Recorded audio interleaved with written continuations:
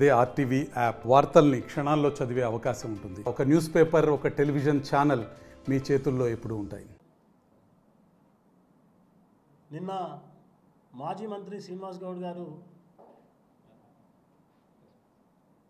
MP అభ్యర్థి వంశీచంద్రారెడ్డి గారి గురించి కాంగ్రెస్ పార్టీ గురించి చాలా ఆవేశపూరితంగా, చాలా ఉద్రేకంగా నిన్న మాట్లాడడం జరిగింది. మాజీ మంత్రి శ్రీనివాస్ గౌడ్ గారు, మీరు అసలు ఏం మాట్లాడుతున్నారో మీకు అర్థమవుతలేదు. గతంలో మీరు మాజీ మంత్రి అని మర్చిపోతున్నారు. ఇప్పుడు కూడా మళ్ళీ నేను మంత్రినే అనుకుంటున్నావు. ఇప్పుడు కూడా నువ్వు అసలు ఎట్లా మాట్లాడుతున్నావు అంటే ఒక గల్లీ లీడర్ కూడా మాట్లాడాడు. నువ్వు మాటలు ఎట్లా ఉన్నాయంటే అసలు ఇప్పుడే ఎవరైనా పెన్ను పేపర్ ఇచ్చి చెప్పినట్లు మాట్లాడుతున్నావు. నువ్వు ఎట్లా మాట్లాడుతున్నావో నీకే అర్థమవుతుంది. అది నువ్వు మాట్లాడే ప్రతి మాట కూడా మేమనాల్సింది. నువ్వు మాట్లాడే ప్రతి వర్డ్ కూడా నీ నోట్లకి వెళ్ళి వచ్చింది. అది నీ మాట్లాడే ప్రతి మాట ఇంటి గురించి. ఎవరైనా నిన్ను గృహప్రవేశానికి పిలిస్తే వాని ఇల్లు గేటు నుంచి చూసుకుంటూ పోయి పైకి ఎక్కి మొత్తం కింది నుంచి పైన దాకా గోడలు, పైన ఉన్న స్లాబు అన్నీ లెక్కలేసుకొని ఇది ఎడ తెచ్చినావు, ఇది ఎవరు ఇప్పించిండ్రు. నీవు మేమందరం కూడా మాట్లాడుకున్నది ఏంది శ్రీనివాస్ గౌడ్ గారు అంటే, ఈయనను గృహప్రవేశానికి పిలిస్తే మళ్ళీ ఇల్లు ఉంటుందా పోతుందా భస్మం అవుతుందా అని అనుకునే వాళ్ళం మేము. బట్టల గురించి నువ్వు మాట్లాడతావా?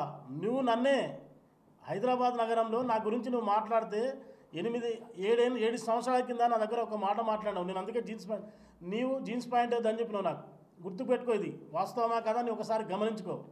డ్రెస్సింగ్ గురించి ఏం మాట్లాడినావు? జీన్స్ ప్యాంట్ వేయద్దు, గొలుసులు వేయద్దని చెప్పినావు. నువ్వు మర్చిపోయినట్టున్నావు. గొలుసు లేదు, ఉంగురాలు లేదు. నీవేమో ఉంగురాలు పెట్టుకోవాలి, కడాలు వేసుకోవాలి. కడం పోటుకుపోయి ఇవ్వడానికి దొంగలు ఎత్తుకపోతే మళ్ళీ తెల్లారని నువ్వు తెచ్చిపెట్టుకుంటావు. నువ్వు గొలుసుల గురించి, ఉంగురాల గురించి ఎవరు మాట్లాడతారు? నువ్వు నన్ను మాట్లాడినావు, నాకు గుర్తుకుంది. ఎవరిని కాదు, నన్నే మాట్లాడినావు.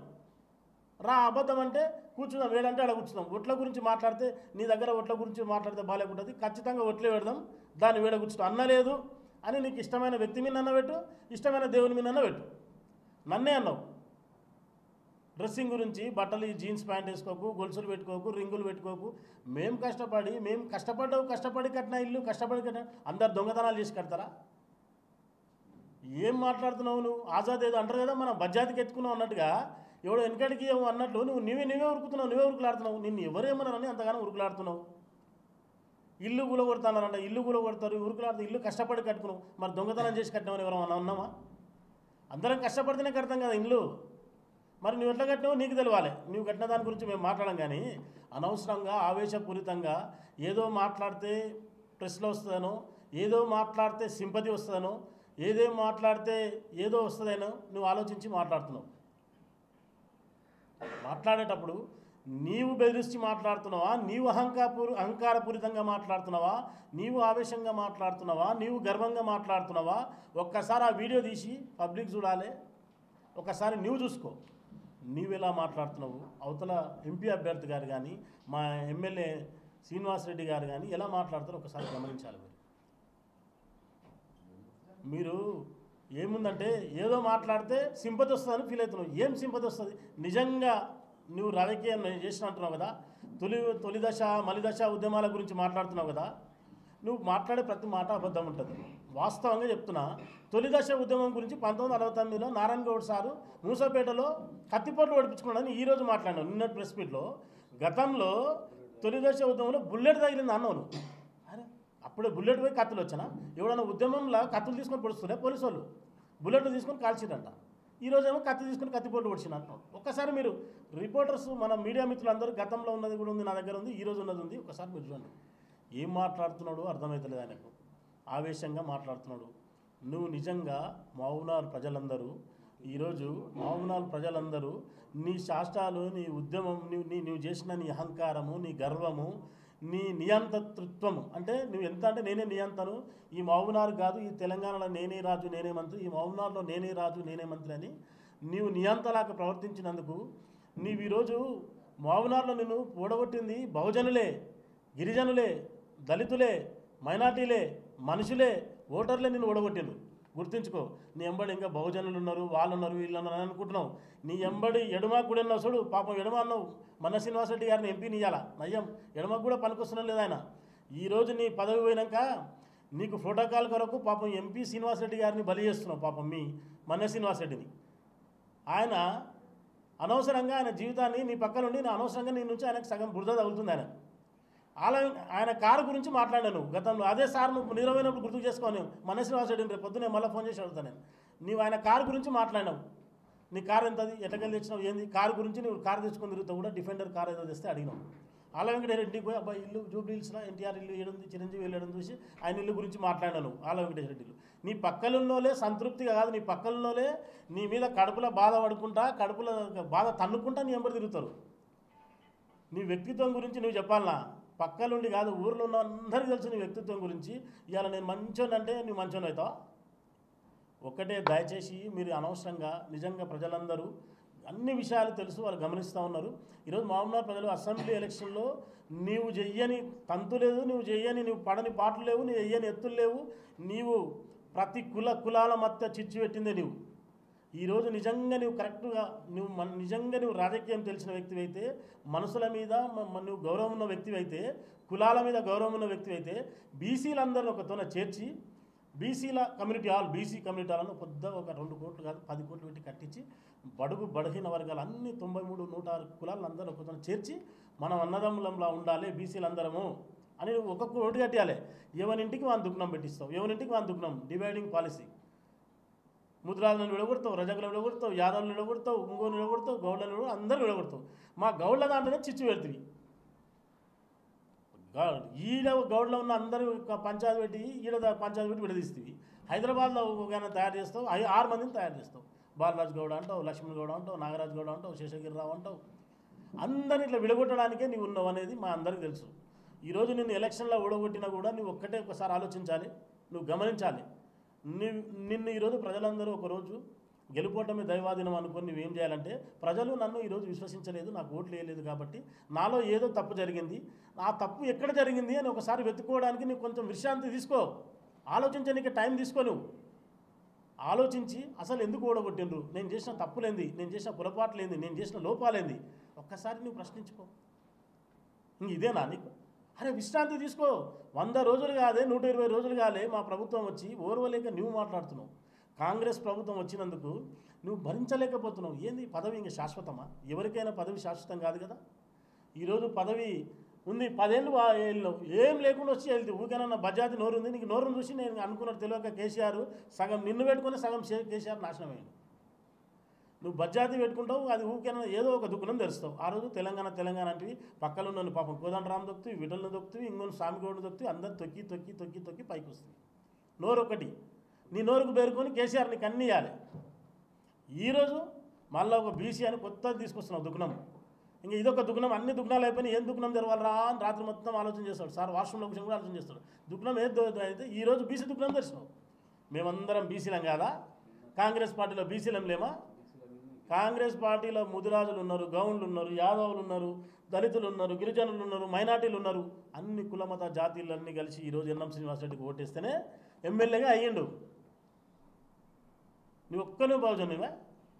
బహుజనులను ఎందుకు నువ్వు విడదీసి మాట్లాడతావు? వంశేంద్రెడ్డి నిన్ను ఏమన్నాడు? తీయ ఒకసారి.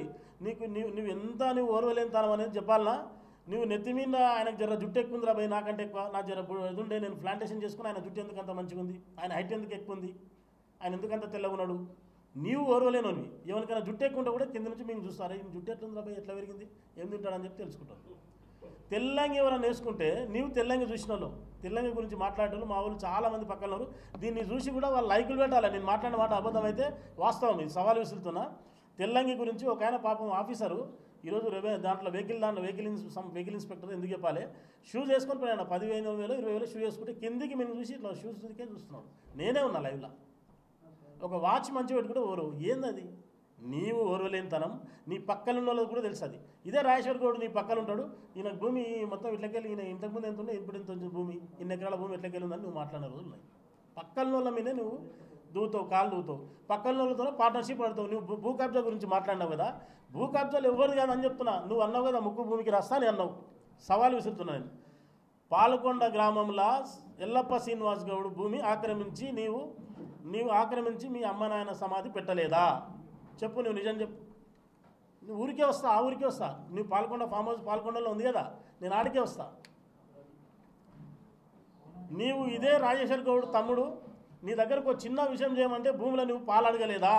కోడూరు దగ్గర ఒక భూమి ఉంటుంది, పంప్ హౌస్ దగ్గర ఉంటుంది. అది పంప్ హౌస్ పక్కల భూమిలో నువ్వు పార్ట్నర్షిప్ అడగలేదా? ఇప్పుడు ఉన్న గౌడు బండవీపల్లి ఒక గౌడు పెద్ద మనిషి యాదయ్య గౌడు. ఆ యాదయ్య గౌడు నీ పాల్కొండ నీ ఫామ్ హౌస్ పక్కన ఉన్న భూమిని నువ్వు భూమిని అడిగి నువ్వు ఆయన దాంట్లో పార్ట్నర్ నువ్వు భూమి నాకు అమ్ముతావా లేదని ఆయన నువ్వు నిలదీసి అడగలేదా? ఆయన మొండోడు పెద్ద మనిషి కాబట్టి నువ్వేం చేస్తుంటే చేసుకో. కలెక్టర్ వెంకటరావు గారు అడిపించినాము. భూమి అమ్ముతాడా అడగడా, అమ్మడా చెప్పు యాదయ్య గౌడ్ ఏంది కథ అని చెప్పి. బండవీపల్లి యాదయ్య గౌడ్ ఇప్పుడు కూడా ఉన్నాడు పెద్ద మనిషి. అరే నీవు అన్నీ చేసుకుంటా ప్రతి ఒక్కరిని నువ్వు ఎవరిని చూసినా ఆవేశపూరితంగా మాట్లాడతావు, అహంకారం మాట్లాడతావు, నేనే రాజు నేనే మంత్రి అనుకుంటావు. నీవే అన్ని కులాలు, నీవు బహుజనులు కాదు. నువ్వేమనుకుంటావు అంటే నేను ఒక వెలమ దొరను, నేను ఒక రెడ్డి రాజును.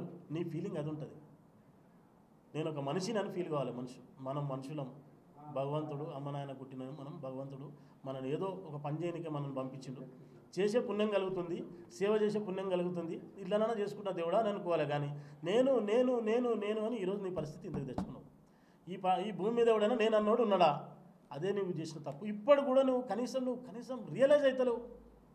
అరే ఏం తప్పు చేసినా, నేను తప్పు చేసినట్టున్నా. పబ్లిక్ ఎందుకు ఇంత నేను మొత్తం కుల వ్యవస్థలు నియంబడి పెట్టుకున్నావు, మహిళా గ్రూపులను నువ్వు డామినేట్ చేసినావు, పోలీస్ వ్యవస్థ నీ దగ్గర పెట్టుకున్నావు, ఎంప్లాయీస్ నీ దగ్గర పెట్టుకున్నావు, అన్ని రకాలుగా పెట్టుకున్నావు. డబ్బులు విచ్చలవిడిగలవు. నీ జీవితంలో మాత్రం నీ జేబులో నుంచి పైసలు ఖర్చు ఇప్పుడు పెట్టవు కానీ ఓన్లీ ఎలక్షన్లో పెడతావు. ఎక్కడి నుంచి సంపాదించిన ఏంటనేది నేను అంటలేను. నువ్వు డబ్బులు ఖర్చు పెట్టేది ఎప్పుడు నీకు మనసు ఎప్పుడు వస్తుంది అంటే ఎలక్షన్లో అప్పుడు గెలుపు కొరకు పెడతావు. అలా కూడా డబ్బులు విచ్చవిడిగా నీళ్ళలాగా ఖర్చు పెట్టినాం మొన్న. అయినా సరే మహబూబ్నగర్ ప్రజలు మంచి ఏంది చెడేంది, ఎవరు మంచోళ్ళు ఎవరు చెడ్డోళ్ళు, ఎవరు సౌమ్యులు అని ఆలోచించి ఈరోజు నిన్ను ఓడగొట్టిరు. అది నువ్వు ఆలోచించావా? అరే 100 రోజులు కూడా నువ్వు రెస్ట్ ఎందుకు తీసుకో అంటున్నా. ఎందుకు నువ్వు ఇలా ఫ్రస్ట్రేషన్లో ఉన్నావు? నువ్వు ఊరి గురించి మాట్లాడతావు. చెల్ల వంశచంద్రెడ్డి ఎవరన్నా ఒకసారి మీరు ఆలోచించారు. చెల్ల వంశచంద్రెడ్డిది మన మహబూబ్నగర్ జిల్లానా కాదా? నిన్న మొన్న జిల్లాలు విడిపోవచ్చు కానీ చెల్ల వంశచంద్రెడ్డిది మహబూబ్నగర్ జిల్లానా కాదా నేను అడుగుతున్నా. నేను మరి నీదే జిల్లా, నువ్వు ఒక్కసారి గుర్తుంచుకో. చెప్పాలనా నీ జిల్లా ఏ జిల్లా, నువ్వు ఇక్కడ? అందరం మహబూబ్నగర్లో వేరే ఊళ్ళో నుంచి మన తండ్రులు వచ్చి ఇక్కడ ఎంప్లాయీస్గా ఉండి నెక్స్ట్ మనం వీడినే పుట్టినాం పెరిగినాం. కానీ నువ్వు ఎడ పుట్టినో పెరిగినా అయితే నాకు నిజంగా ఐడియా లేదు. చదువుకుంటే ఇక్కడ మరి డిగ్రీ చేసినావు ఏం చేసినావు? మీది అలంపూరు మునగాల ఇటికాల మండలం నీది. మరి నీదే ఊరు, మరి నీవు లోకల్ కాదు. అందున నేను ఎట్లా మాట్లాడుతున్నారు మీరు? మాట్లాడేటప్పుడు ఒకసారి ఆలోచించి నలుగురు వింటే కూడా నమ్మేటట్టు ఉండాలి. నువ్వు మాట్లాడితే కథం నువ్వు చెప్పిందే కరెక్ట్ అనుకుంటున్నా. ఇంకా దయచేసి ఒకటే చెప్తున్నా, అనవసరంగా ఏదో కులాల మతాల మధ్యలో చిచ్చు పెట్టే వ్యక్తి నువ్వు. నీకేం దుఃఖనం తెరతలేదు కాబట్టి ఈ బీసీ దుఃఖనాన్ని తెరవనికే నువ్వు ముందుకున్నావు. ఇప్పుడు ఈ బీసీ దుఃఖనం నువ్వు ముఖ్యంగా ఈ బీసీ దుఃఖనాన్ని నువ్వు తెరవాలని చూస్తున్నావు. అందరికీ కూడా అర్థమైపోతుంది. ఏ దుఃఖనాలు తెలిసినా సరిపోదు. మహబూబ్నగర్ ప్రజలు నిన్ను మాత్రం విస్మరించిండ్రు. మహబూబ్నగర్ ప్రజలు నిన్ను హేట్ చేస్తున్నారు. అరే ఇకనైనా మారు. కనీసం రియలైజ్గా ఎంత అహంకారపూరితంగా మాట్లాడుతున్నావు.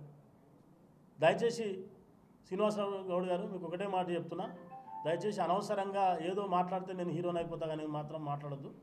దయచేసి కులాల మతాల మధ్యలో చిచ్చు పెట్టద్దు. మహబూబ్నగర్లో నువ్వు ఎవరికి చేసినావు? బీసీల పైన కేసులు పెట్టలేదా? ఎంతమంది బీసీల పైన కేసులు పెట్టావు? నువ్వు పంచాయతీలు చేసిందే బీసీలతోనే కదా. నువ్వు ఏ రెడ్డిలో తొనుకున్నావు? రెడ్డిలో తొనుకున్నావు? ఎవరు తొనుకున్నారు? ఆ రోజు చెప్పండి. బూరు సుధాకర్ రెడ్డి గారు, బూరు సుధాకర్ రెడ్డి అంటే ఆయన మున్నూరు కాపు. బూరు సుధాకర్ రెడ్డి మరి బీసీ కాదా? ఎంపీ వెంకటేష్ బీసీ కాదా? వినోద్ కుమార్ దళితుడు కాదా? ఒక లక్ష్మణ్ యాదవ్ బీసీ కాదా? రమేష్ బీసీ కాదా? ఒక లక్ష్మణ్ నాయక్ ఉండే ఆయన మీద లంబడాయన ఎస్టీ బిడ్డ ఆయన కాదా? ప్రతి ఒక్కరి మీద ఎవరి మీద చూసా నువ్వు పెట్టిందే బీసీల మీద. ఈరోజు చిచ్చులు పెట్టిందే బీసీల మీద. నువ్వు అసలు నువ్వు డామినేట్ చేసిందే బీసీలను కదా. ఈరోజు నీకు బీసీలు గుర్తుకొచ్చిండ్రా? దయచేసి మళ్ళీ ఇంకోసారి అనవసరంగా మాట్లాడి ఒకసారి నువ్వు ఆలోచించి నేను మాట్లాడిన మాటలు అర్థం ఉందో లేదో. దయచేసి మళ్ళీ ఇంకోసారి కాంగ్రెస్ పార్టీని నువ్వు పడిపోతుందని 10 రోజులకు నువ్వు రూమర్స్ చేసినావు. 10 రోజులకే కాంగ్రెస్ పార్టీ పడిపోతుంది, అయిపోతుంది, కేల్కతం అని చెప్పి ఇదే టీఆర్ఎస్ పార్టీలో కూర్చొని ఆ రోజు నా పక్కన ఉన్న కౌన్సిలర్లు ఆ రోజు ఆయన పక్కన ఉన్నారు. మా కౌన్సిలర్లు అందరూ పార్ట్ ఆఫీస్లో కూర్చుంటే తిక్కలేసిందా మొత్తం మాతో ఉన్నారు, మా సార్ చేతిలో ఉన్నారు, బటన్ నొక్కితే పడిపోతుంది ప్రభుత్వం అని చెప్పింది 10 రోజులకే. ఓర్వలేక నోటికొచ్చిన మాటలు మాట్లాడతావు, నువ్వే ఓర్వలేని మాటలు మాట్లాడినావు. ఈరోజు మీ ప్రభుత్వం పడిపోయిన తర్వాత మీ పార్టీ పరిస్థితి ఏముందో తెలుసు కదా. పార్టీలో ఉన్న ప్రతి ఒక్కరు కూడా ఎలా బయటకు వస్తున్నారు, ఎట్లా అందరు యువతలకు వస్తున్నారు. చివరికి నీ మీద కూడా రూమర్స్ వస్తున్నాయి. కాంగ్రెస్ పార్టీ మీ వియాంకుల ద్వారా పోయి కలిసి కాంగ్రెస్ పార్టీలో కలవడానికి ప్రయత్నం చేస్తున్నామని, చేస్తే మా వాళ్ళు వీళ్ళు వద్దన్నారని చెప్పి బీజేపీ పార్టీలో ప్రయత్నం చేస్తున్నామని. బీజేపీ పార్టీకి పోతే సునీల్ కుమార్, ఆయన సునీల్ ఏదో కలవడానికి పోతే డీకే అన్న గారు, సరే ఎవరైనా వాళ్ళందరూ కూడా మిమ్మల్ని హెల్ప్ చేస్తున్నారని వింటున్నాం. దయచేసి మీరు పార్టీల గురించి మీరు మీరు కాంగ్రెస్ పార్టీ గురించి కానీ, వంశీచంద్ర గారి గురించి కానీ, ఎన్ఎం శ్రీనివాస్ రెడ్డి గారి గురించి కానీ, మా పార్టీ గురించి కానీ మాట్లాడితే బాగుండదు. ఖబర్దార్ శ్రీనివాస్ గౌడ్. మరిన్ని వీడియోస్ కోసం ఛానల్ ని సబ్స్క్రైబ్ చేయండి, లేటెస్ట్ అప్డేట్స్ కోసం వాట్సాప్ ఛానల్ ని ఫాలో చేయండి అండ్ లింక్ డిస్క్రిప్షన్ లో ఉంది.